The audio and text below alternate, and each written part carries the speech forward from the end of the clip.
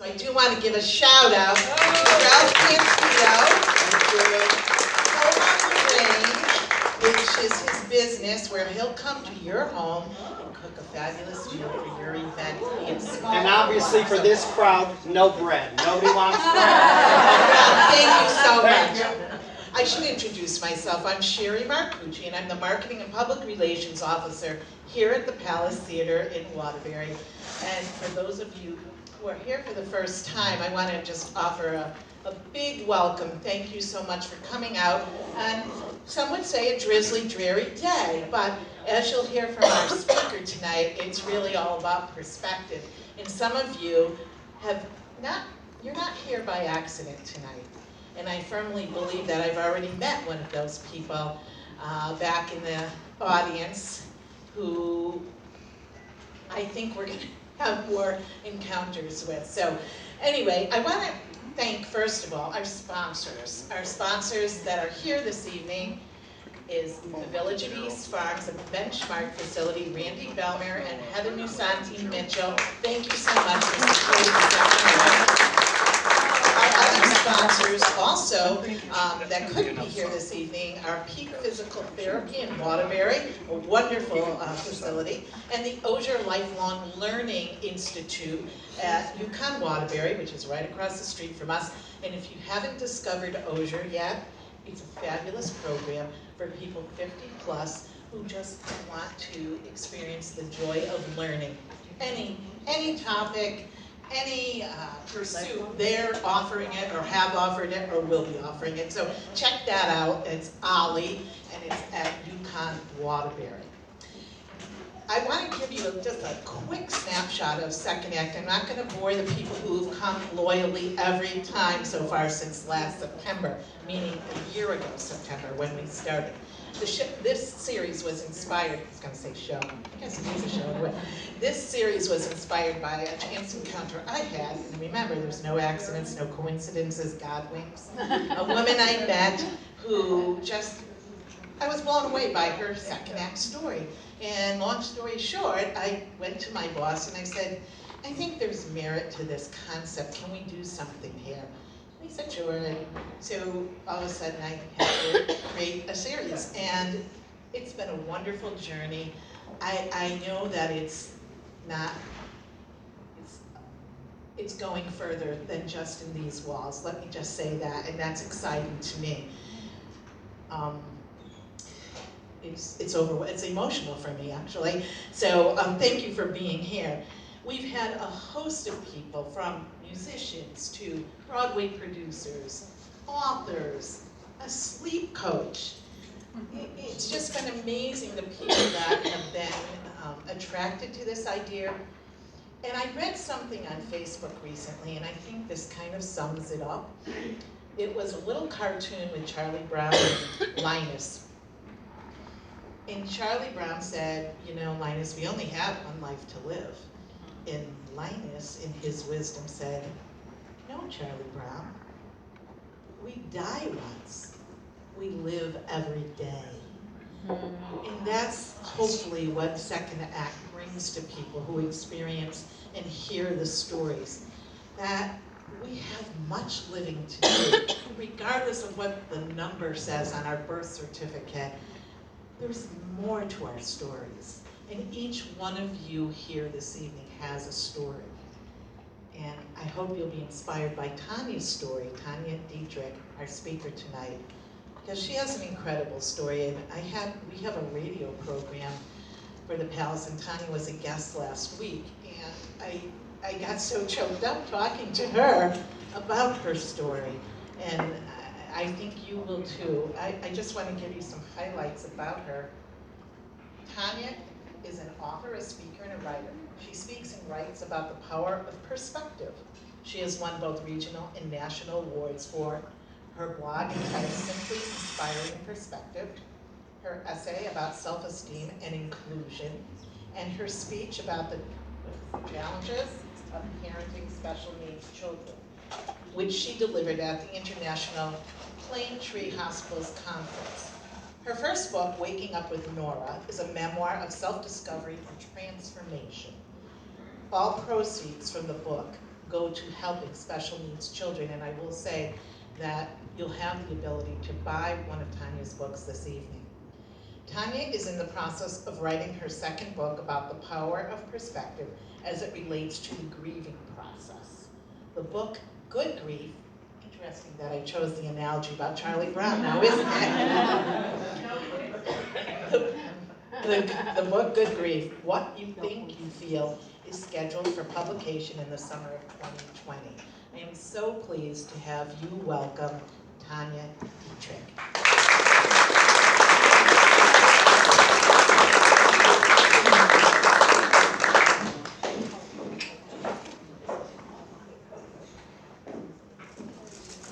Thank you, Sherry, for the kind word.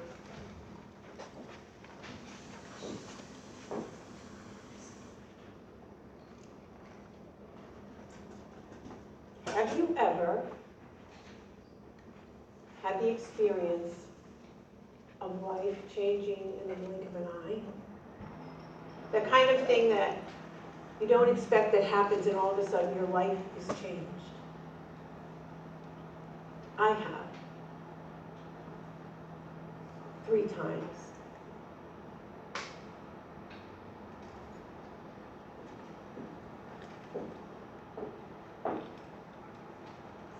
I'm 10 years old, just a month shy of my 10th birthday.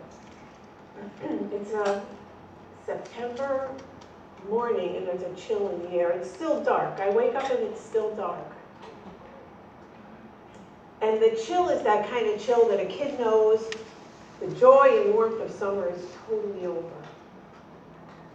And I realize it's a school day, or at least it will be when the sun comes up. And I also realize that my sister, my older sister, whom I share a room with, had stayed up late the night before to do homework, and I had gone to bed. So I thought, gee, I wonder if she remembered to set the clock, because we would have to get up the next day and get ourselves to the bus stop by ourselves because our mother was in the hospital. She had had surgery the day before.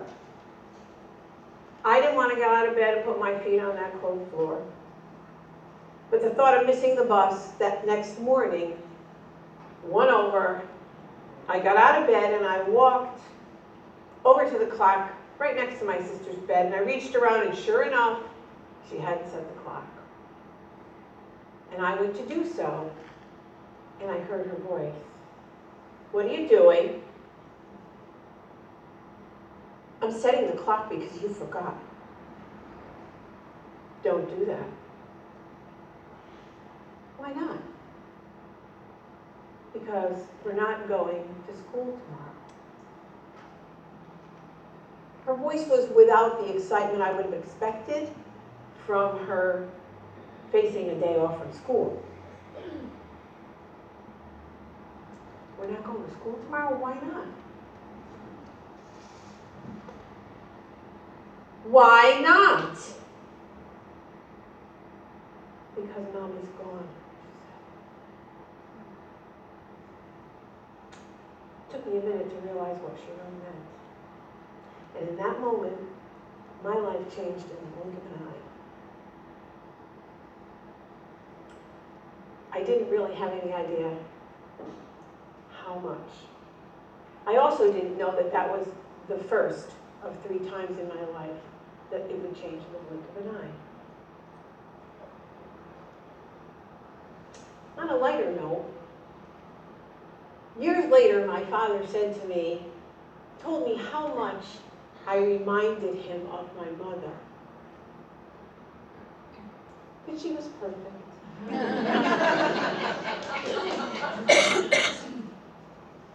So, fast forward.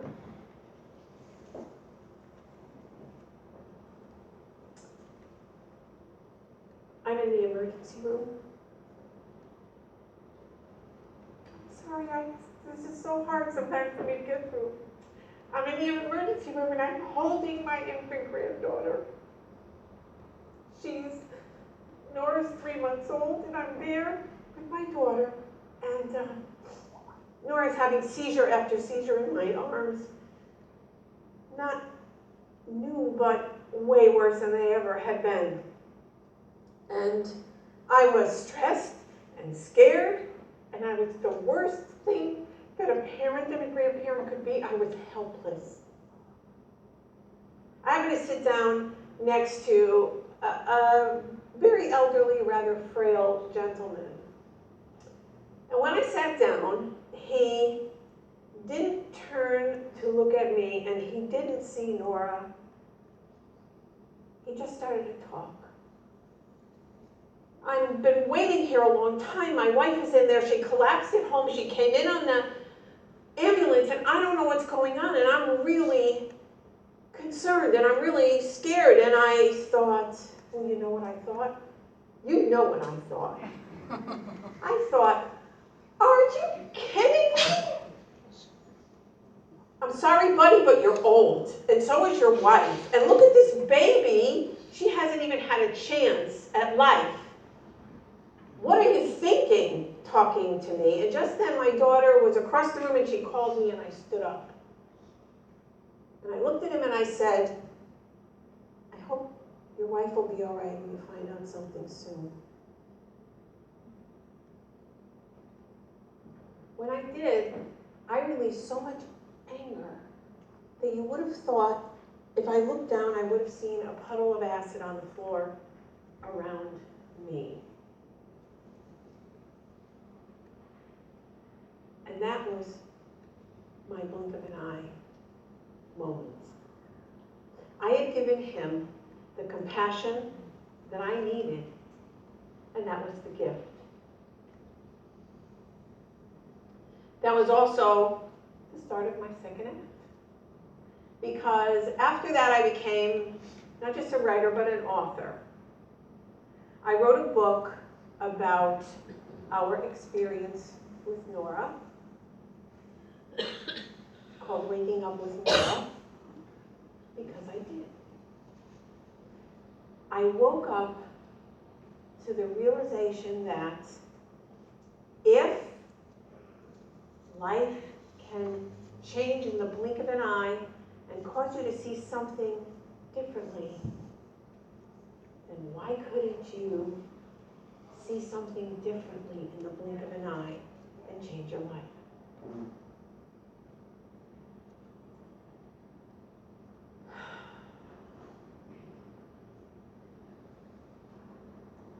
You have heard, I'm sure, of PTSD. But few people have heard of the term post-traumatic growth, and it's a good one.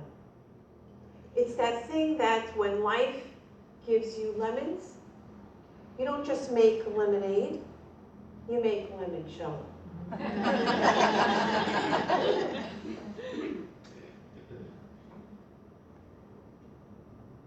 And it's all, in the stories that you hear, it's because people have taken a challenge and turned it into an extraordinary positive. And you've heard people say, when something happened to them, it was the best thing that happened to me because it caused me to see life differently and live differently. It's a matter of perspective. Because perspective shapes your experience. How you think about the situation that you're in influences your experience. It's just your perspective.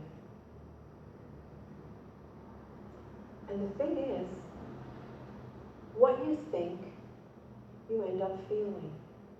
What you think about what's in front of you, no matter what's going on, good, bad, or indifferent, whatever you're thinking becomes what you feel. Who doesn't want to feel good? I mean, raise your hand if you want to feel bad. Nobody does. But it happens, and it happens sometimes unconsciously, but you can change it. You have the power to shift your perspective and change your life in the blink of an eye, instead of the other way around. This is a life tool. And it's a magical life tool. It's not as hard as you might think it is. And in fact, it can be kind of fun. So what do you say? Let's have some fun, right?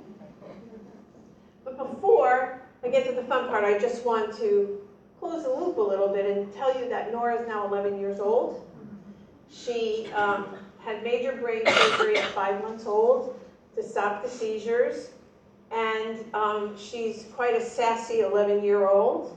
Her surgery left her challenged in several ways, and she definitely is a special needs child. So that's why all the proceeds from my book go to helping special needs kids. I don't need any money. So, are you ready to have some fun? Yes. This is audience participation, but for those of you who really don't like that, there's no risk here. We're just going to have a little fun. So I want to introduce you to Mr. Red Dot, who goes with me everywhere. And I'm going to ask you from wherever you are that I want you to point to Mr. Red Dot. But before you do, when you point, I want you to point to the center of the circle. And when you do, you need to look directly over the arm you're pointing with and directly over your finger. Okay? So go ahead. You got it? You got the center? All right. So what I want you to do now is close one eye.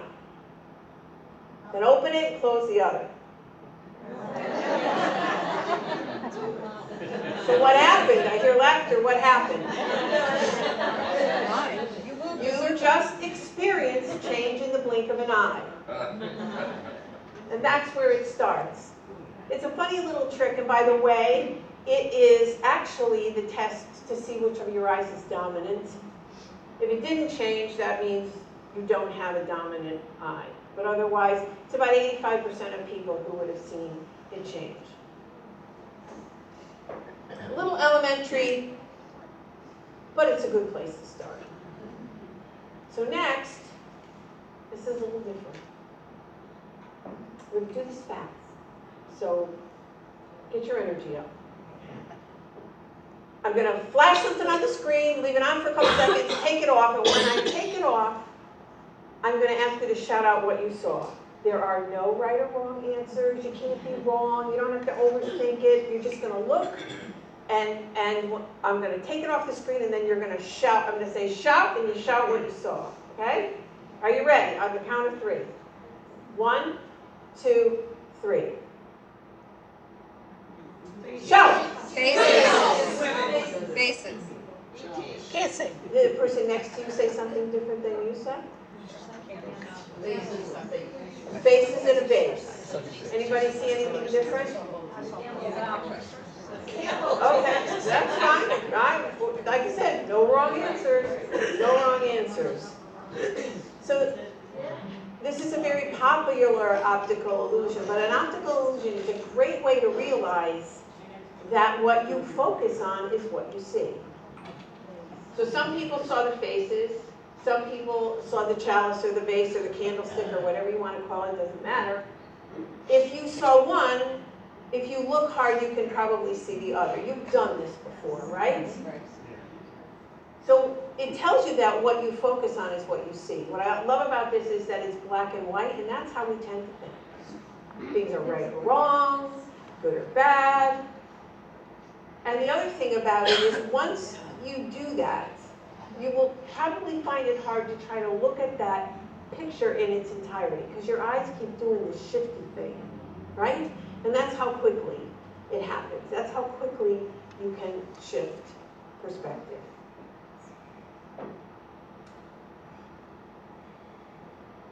There's another way, I find this very interesting to look at this, that there are things around you in life that are the same as they were when you were a kid. Except something about circumstances changes them. This is a good for instance. Traffic light, right?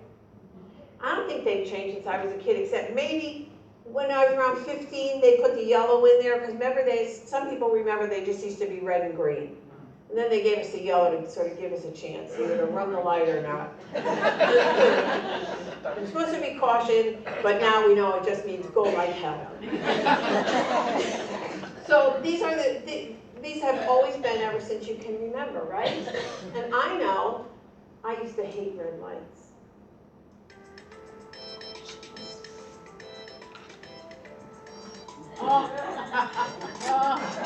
See, now they just give me time to text. It's the same red light. It's the same, it has the same purpose for you, for the traffic, same one on the corner. It didn't change at all. All it changed was your perspective about it, if indeed you do text. I do, but not while I'm driving. So here's the thing. If you see a red light as an obstacle, it can be frustrating, right? That's how you feel. You feel frustrated because that's how you see it. But if you want to text or make that call or whatever, a red light's an opportunity.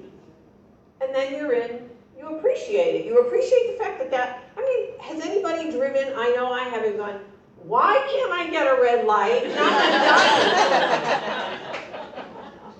I've stopped at a stop sign and thought it was a red light and not forgot to go. So the interesting thing about that also, in terms of your perspective, is that this diagram is actually your heart rate when you're frustrated or when you're in appreciation. And you don't have to be a medical doctor to see the difference. We always want to be calm, right? So this is proof positive that what you think about something really influences the way that you feel. So, what you think, what's the answer? Yeah. Why is this important? It's important, exactly. It's important because you always have a choice about what you think.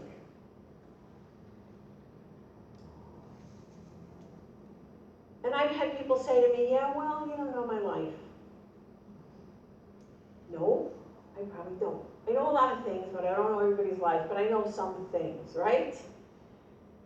And for those people, I like to think and sometimes bring up, if it's appropriate, Viktor Frankl. Anybody know who Viktor Frankl is?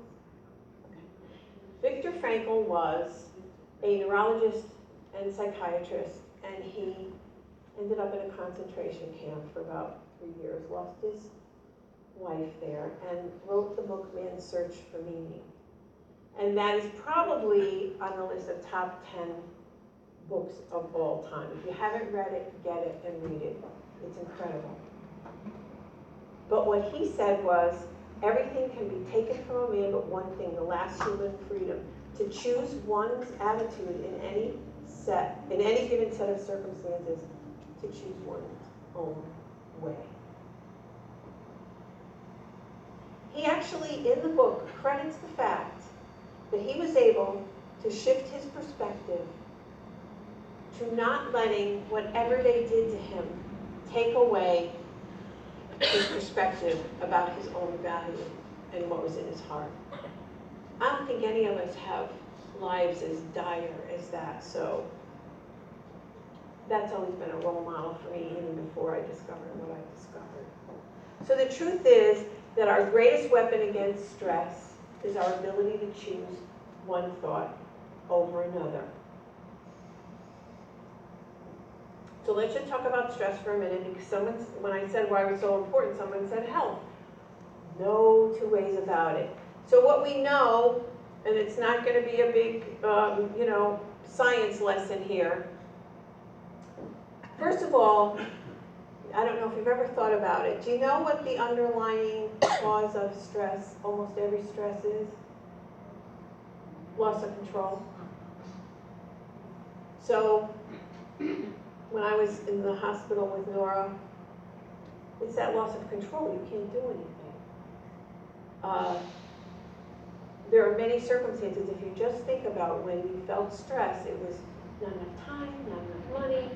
It's all about not having control. The truth is, all we can do is control ourselves. We can't control the circumstances around us. So what happens to your body when you are stressed? Well, our bodies are these great chemical factories. They're beautiful. They respond to our thoughts and give us what we need to face whatever we need to face. So you've heard of the fight or flight syndrome, right? And that's supposed to be a very quick thing. You're in danger, your brain sends you the chemicals that you need to get the heck out of the way. If it was a tiger, we don't have that, but we have drivers, we have other things. And those are really helpful chemicals. That's what they're there for, but not over a long period of time. And when we're held in stress or anger or fear, those exact chemicals that might save us in one situation, they're tearing us down. They're literally tearing our bodies down. As opposed to when we're happy, in a good mood, eating chocolate, kissing your lover, holding your baby, whatever it is that makes you feel good, your brain is happy, and so the chemicals that your body is giving you just builds that up and builds it up, and it also builds up your body. And those are really good over time. We really want to be there more often than not. What I love, if you can remember nothing else about this, this is my favorite fact ever, is that the tears of joy have a different chemical composition than tears of sorrow. Proof positive. It's amazing. It's just incredibly amazing. So all well and good, Tanya, but what do? How do you change in the blink of an eye? You need to have some tools. People say if you're in a difficult situation, count to 10. Great idea, I think. However, more than likely, if you're like me and you count to 10, it's right back into where you left it. Right? You're dwelling, you're bringing it all up all over again. You need to have some place to go after that count to 10 or not count to 10. So I have 3 ways that I use that maybe will be helpful for you. The first one is compassion, and that was what happened to me and changed my life in the hospital. I still don't know where that came from. I think it was a gift. But compassion, this is another thing that I realized about compassion, is the sympathetic concern for the suffering or the misfortune of others. Well, in my world, fact number 1 is you can just feel it. You don't have to do it. And that sounds kind of silly, but it's not, and I'll tell you why. Because you radiate energy from you about 4 to 5 feet, 365 degrees. So if you're just feeling compassion, you're putting out a really good energy, even if you don't make a gesture to someone else. And we have some gentlemen in the audience. We'll address them and say, if you have a spouse or a partner, or ever did, this radiating of energy is exactly how you know that that person is pissed off at you when you open the door and you haven't even seen them yet.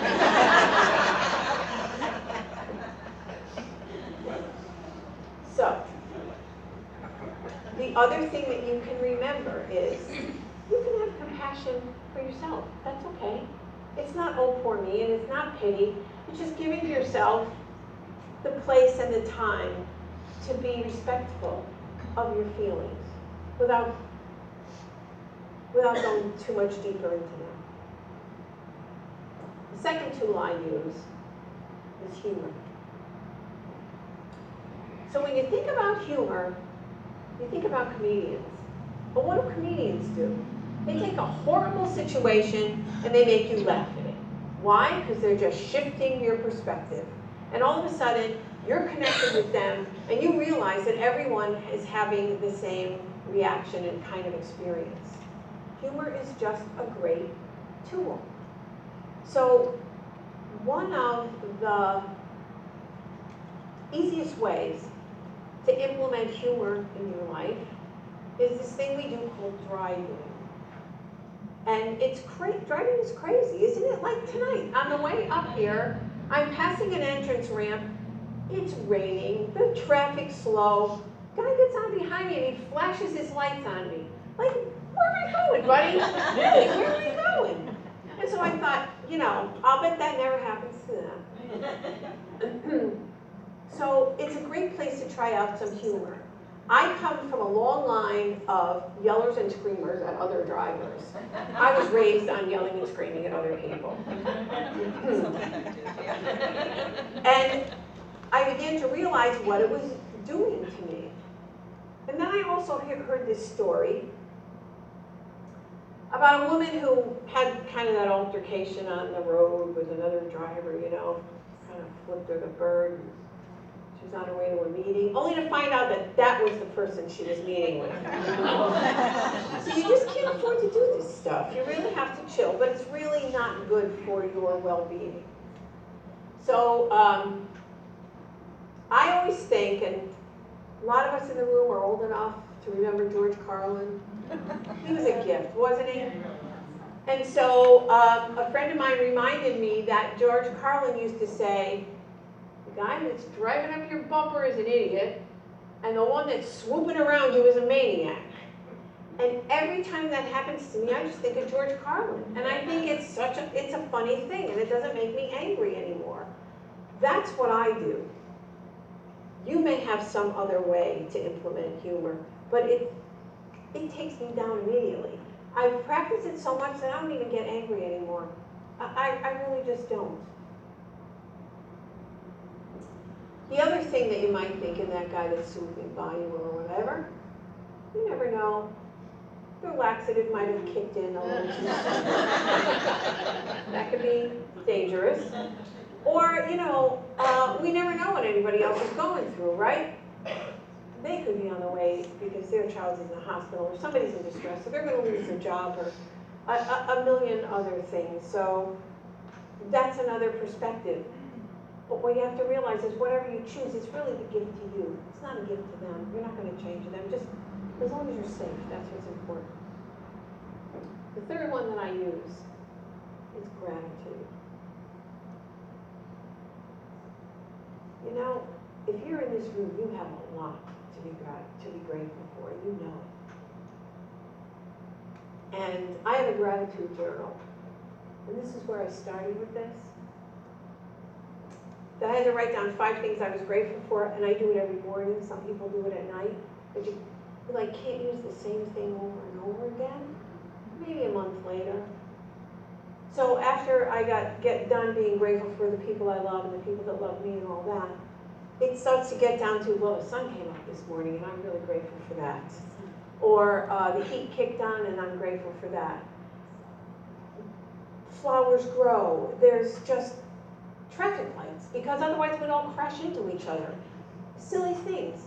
But going to the level of gratitude takes you right out of a bad situation, especially when another person's involved. Sometimes I'm grateful for the person that did piss me off, because it gives me a chance to come back to myself and be grateful. And the more you do it, the better you feel. In these days of my life, I have one mantra. I just want to feel good. That's my goal for the day. I just want to feel good. So you might notice on the table in front of you are those things that look like toilet paper tubes. What are they? Well, first of all, they're my little giveaway. See, I spent a lot of money just for you to take home. What I'm going to ask you to do is just pick it up and look through it. Shut one eye and look through it. And I think what you'll notice is it sort of puts a parentheses around, you don't see much, right? I always think of this, you know, remember those movies with the periscope and the submarine, and the guy's looking over here, and there's a destroyer over there, but he doesn't see it because the thing doesn't turn that far. This is that thing that tells you that sometimes focus isn't the best thing, and you're missing what's out here. So for me, I'm in the process, I'm trying to sell my house, trying to buy a condo. I found out just yesterday that I didn't get the bid on the condo. I was bummed. It's like, okay, so that's my future, you know? And so I was pretty depressed for about 8 hours. And actually my real estate agent's in the room. And it's no fault of hers either. But she said, you know what, Tanya, there is no such thing as an easy deal. And I know this, I've done this before. But what I thought about in relationship to this was, by me focusing on the fact that I lost the bid on that condo, I am negating all the other possibilities that are around here. And I've come to learn that those possibilities are really full of great things that I might not have thought of myself, and that I have to stay open. So I invite you to take this home and put it on your desk or on your kitchen windowsill or whatever, just to remind you that the most magical thing in life are possibilities. Because my daughter's here in the room tonight. Did we know how good we would end up when we were? No, we had no idea. She took one step at a time, I just followed and did what I could do. But had we not believed that there were possibilities, what would life be like for Nora? So you need to always remember the possibilities.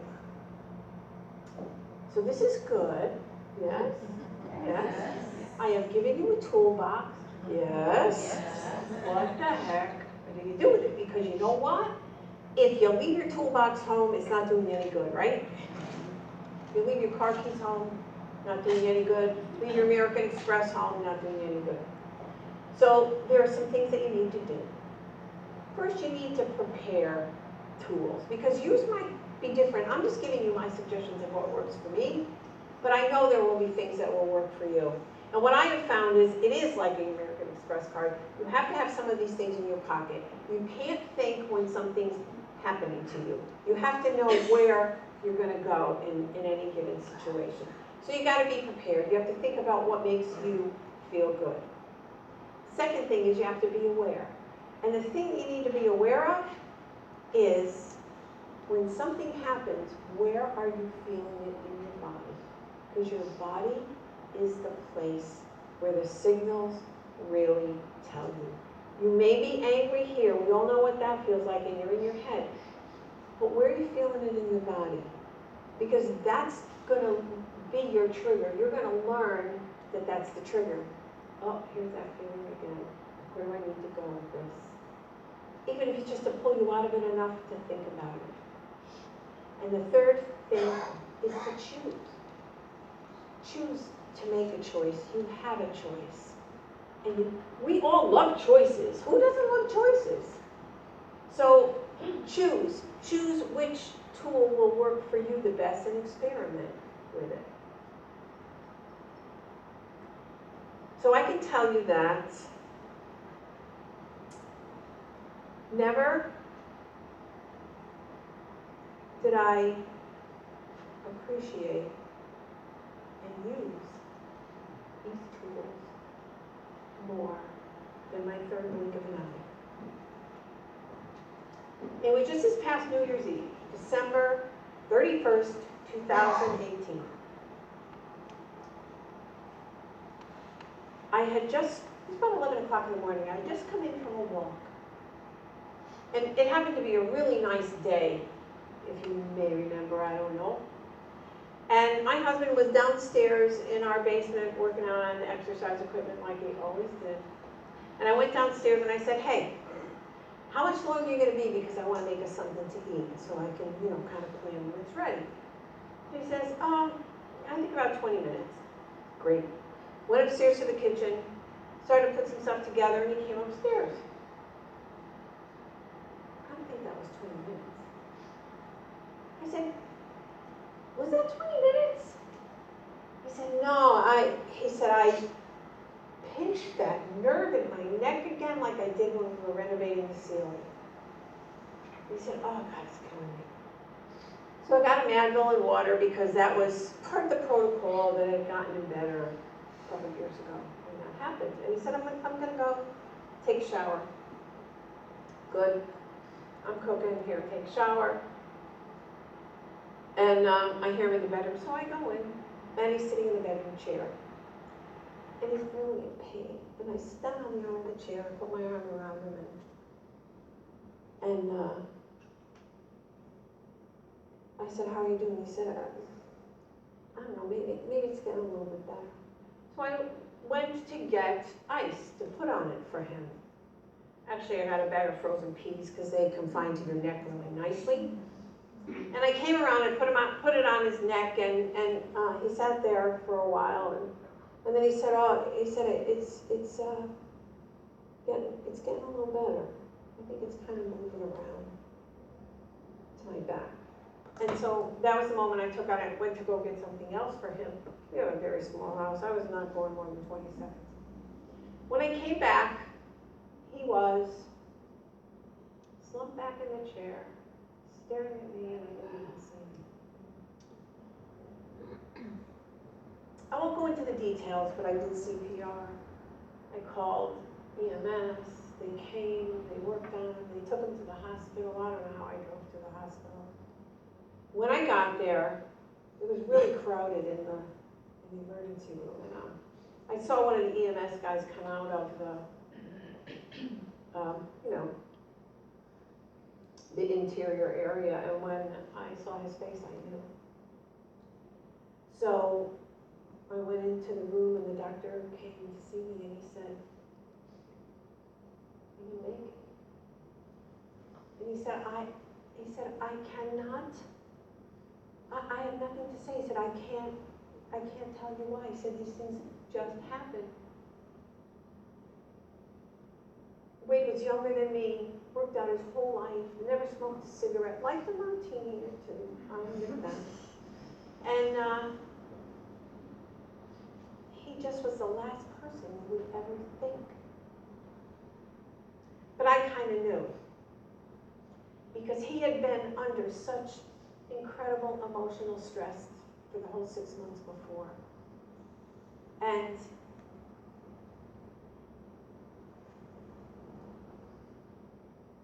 that's why it's so important. My life changed in the blink of an eye. It's been quite a year, very interesting year. So I'm going to tell you just a little story about this and how I use perspective. And you might think that I'm very callous, but I really believe it. So he was a gardener, a horticulturist, and that's what he did.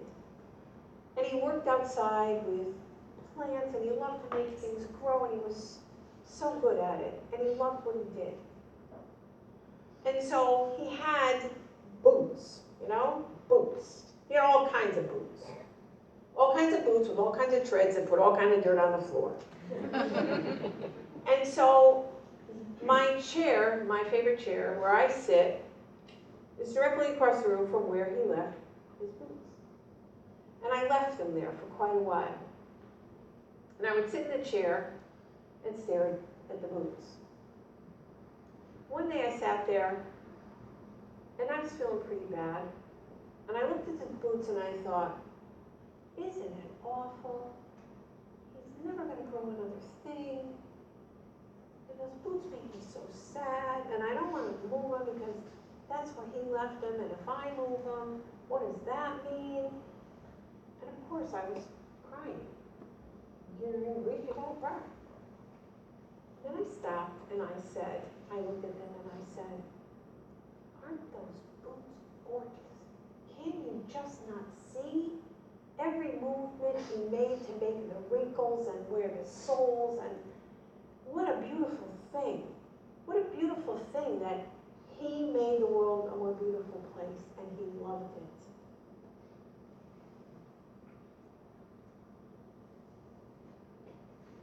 And I think I was pretty lucky to walk next to those boots. And I tend to cry more when I'm happy than when I'm sad. Seriously, I really do. But that proved to me, without a doubt, in one of the worst times of my life, that what? What you think, you feel. And I could manipulate how I was feeling by what I was thinking.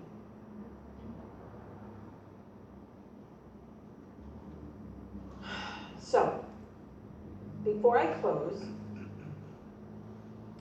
I just, want to mention a few things. They've been said before, but I just want to let you know. On the table, there are comment cards if you are interested at all in being part of my list, so I can send you announcements or blog posts. I don't do them often enough, like you're supposed to, but I do. And they're usually something, the blog's called Simply Inspiring Perspective. That's what I do. Could be about anything. I don't share any emails or anything like that. Or if you are part of a group and you think that my message might have some value to your group, I would love to talk to you